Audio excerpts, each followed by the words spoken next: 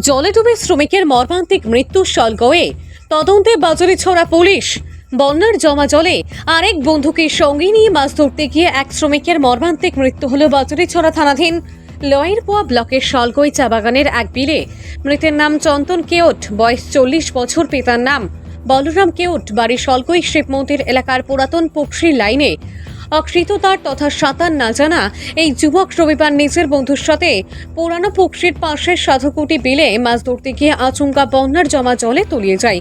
পরে তাকে উদ্ধার করে পারে আনা হলেও ততক্ষণে তার দেহে আর প্রাণ ছিল না। শেষ একান্তে খবর পেয়ে তদন্তে নামে স্থানীয় পুলিশ ও সার্কেল প্রশাসন।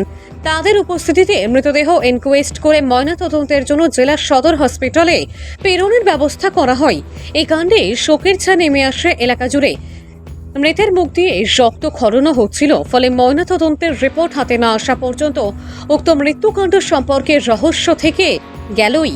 মৃতের অসহায় পরিবারকে সরকারি সহায়তা পাইয়ে দিতে স্থানীয়রা সিও ডিসি সহ বিধায়ক মন্ত্রী কৃষ্ণেন্দু পালের হস্তক্ষেপ কামনা করেছেন। ভানুচন্দ্রের রিপোর্ট, আসাম প্রাইম নেটওয়ার্ক।